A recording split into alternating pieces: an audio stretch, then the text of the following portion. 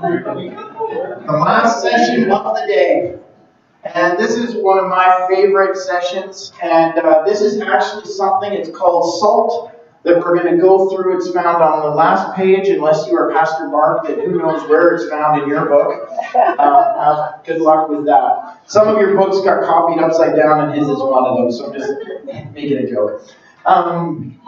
This is,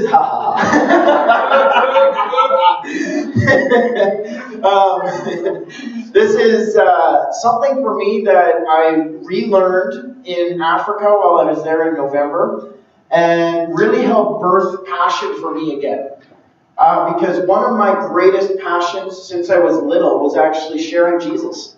And you'll hear a bit more of that when I share my testimony in a couple months, but I remember hearing in March, see, if I keep saying it publicly now, it has to happen. I can't back out this time, so that's accountability. But I remember hearing stories even as a young kid that I'd be, playing with my neighbors, and we'd be having fun and whatever, and I'd be like holding them on our sun deck and be like, hey, if I was to drop you off the sun deck today, would you go to heaven or would you go to hell? No, I've learned tact a little bit better than that. I remember we had a boys club. I was little, maybe 8, 9 years old. We had this little boys club, and this 6-year-old kid, he came running in, and we were in this tree, this little like evergreen trees, but the middle was all hollowed out. So we'd climb in there and then hide out in there. And this one boy came, and he was so excited because he had just started school. He's like, look, we learned about killer bees, and they get inside of you, and you die. And I remember I was like maybe 8, 9 years old, and I said, you know what else gets inside of you? Sin. And it kills you. And I was like, now thankfully I've learned. There's different ways. But from the time I was little, I loved sharing Jesus. And hopefully this not only relates to sharing Jesus, but even back to what we shared in the beginning of the day, helping people feel connected and being a part of the group. I could tell you countless stories of leading people to Jesus. I shared about Africa a little bit. The best time for me in Africa was meeting women at the well and actually telling them about how Jesus met women at the well, just told them the story. And right there, 3 women gave their hearts to the Lord. They started grabbing the kids. And, everywhere I went in Africa, people were getting saved. And, we're doing feeding programs, but I was just bold to share the gospel. That had been a long time since I had done that. Sometimes it's easy. You can be a leader. You can run a ministry and not go, when was the last time I just told someone about Jesus? There's been times in my life as a young adult that I did Bible camps. One summer I did 8 weeks of Bible camps straight. I personally was able to lead close to 200 people to the Lord that summer. That was my goal. Again, not everyone can say that. Sometimes it's like, 200 in a summer, man. I don't know if I've done 3 in my entire life. That's okay. Every single one matters. And each of us have different gifts that God has given us. Matthew says this. Matthew 5:13-16. You, turn to someone and say, you are the salt of the earth. But if the salt loses its saltiness, how can it be made salty again? It's no longer good for anything except to be thrown out and trampled underfoot. You are the light of the world. You. A town built on a hill cannot be hidden. Neither do people light a lamp and put it under a bowl. Instead, they put it on its stand, and it gives light to everyone in the house. In the same way, let your light shine before others, that they may see your good deeds and glorify your Father in heaven. The Message says it this way for the first verse. Let me tell you why you are here. Maybe you've been wondering all day, like, why am I here? Let me tell you why you are here. You are here to be salt seasoning that brings out God flavors on this earth. Yeah. Salt. Be salt. And then it goes on in that verse as you see, either you're salt or you're thrown out. Be salt or be garbage. Ooh, that's a good message title, huh? I'm not sending you to hell, don't worry.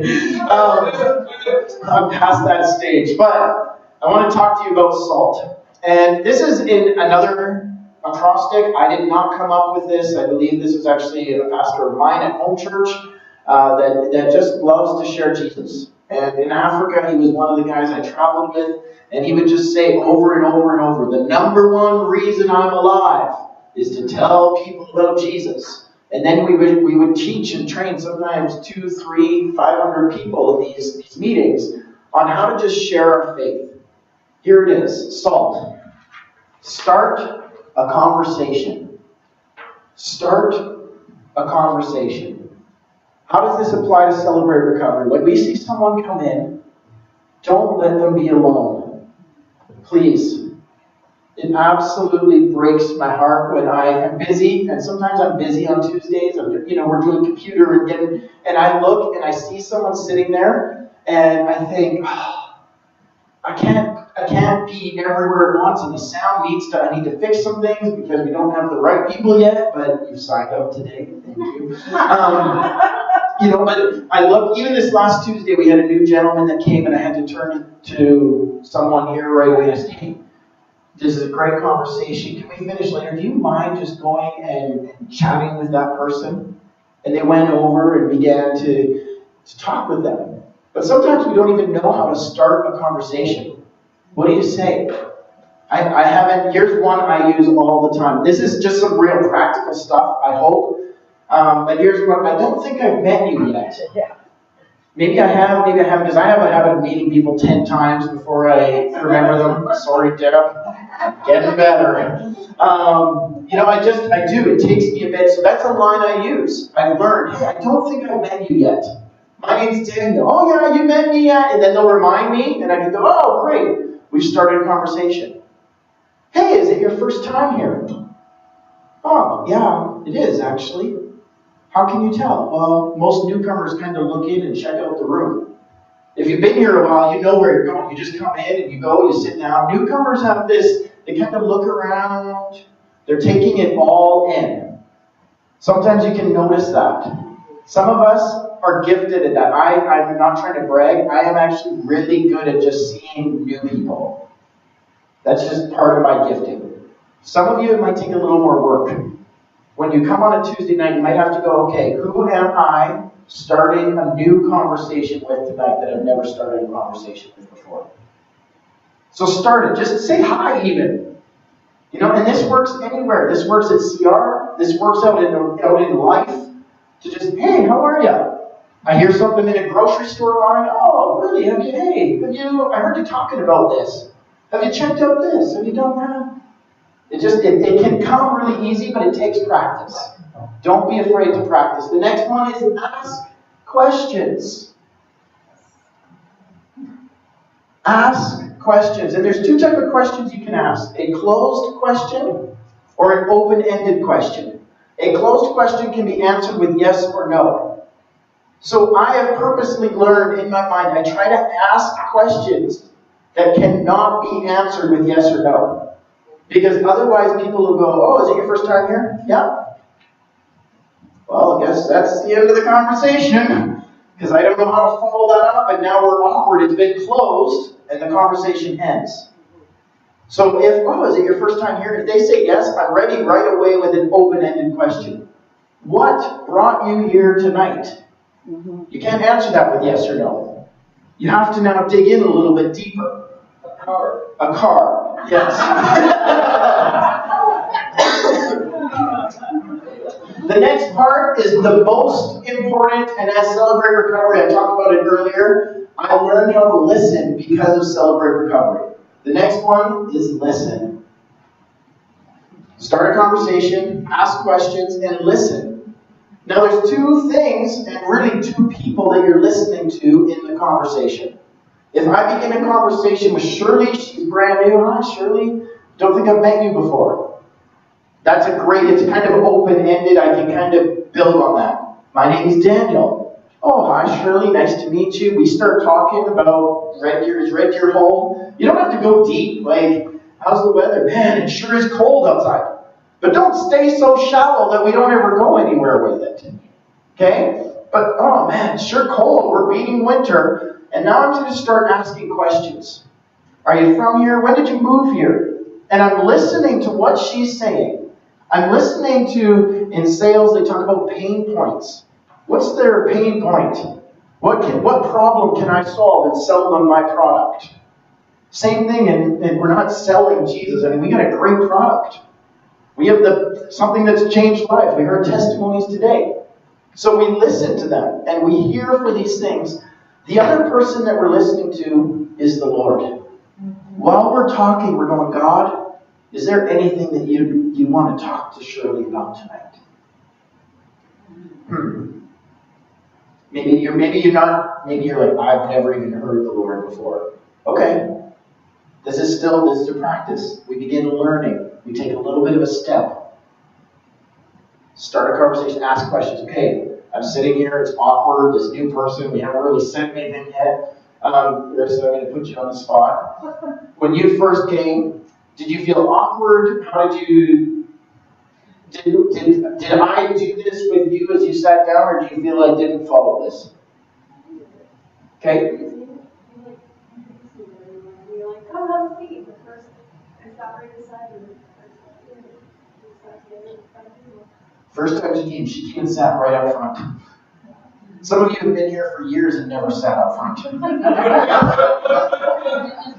No, I'm just saying. And she still does. And you know what? That's all that it took was a conversation saying, oh, are you new here? Yes. So instantly my follow-up is, I don't want this. I can't walk away and let her be left alone. Come sit with me. For others, it's like, can I get you a coffee? Can I get you a water? Can I serve you? I'm asking questions, but it's also allowing conversation. And then we bring them a coffee, bring them one of Maria's amazing treats. Bring them something and start the conversation. And just start listening and learn to ask questions. Listen, and finally the last one is T. Try to share your testimony. Try to share your testimony. And I'm going to take that a step further, because really how this relates to the gospel is now, I'll do this at restaurants.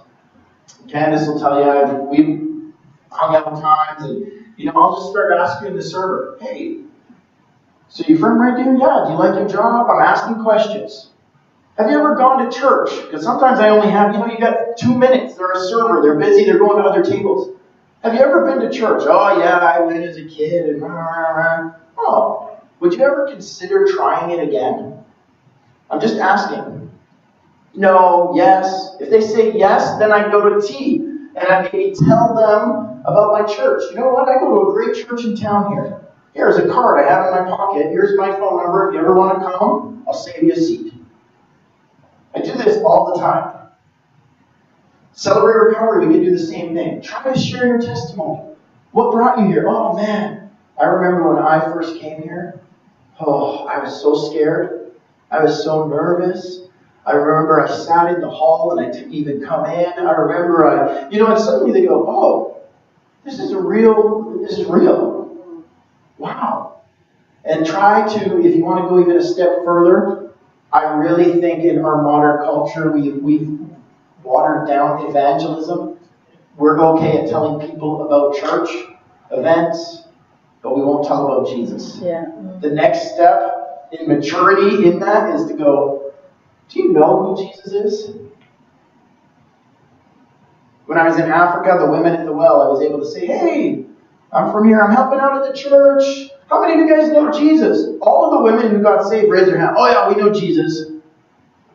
And I said, well, do you know that he died and rose again? Did you know he met a woman at the well? And I just told the story. And then suddenly by the end they realized they didn't know Jesus. But it's easy because I'm in a foreign country, I'm the white guy, everyone's giving me attention anyways. It's easier to be bold. I want to tell you at Celebrate Recovery, you can be bold. Amen. And we want you to be bold. Share your testimony. Share about church, whatever church we attend. There's a few in the room here. Tell about church. Tell about Celebrate Recovery. But don't be afraid to actually say, but do you know Jesus? Mm-hmm. Who is Jesus? Don't be afraid, because you got a whole team here backing you up. Salt. Start a conversation, ask questions, listen to them, listen to the Lord, and then try to share your testimony. Is that simple? Yeah. Practical? Very good. Okay. Think about that even this next Tuesday. Who did I start a conversation with? Did I ask enough questions? Oh, I found it really hard to ask questions. Okay. Next week, prepare ahead of time. What are some questions you can ask? This is really simple, but this is also seriously really deep. There's a lot of people that do their whole life training people on that SALT thing, just on how to interact with people, how to be a leader, that's all that is, in a nutshell. And everyone in this room can do it. Yeah. I'm going to stop this.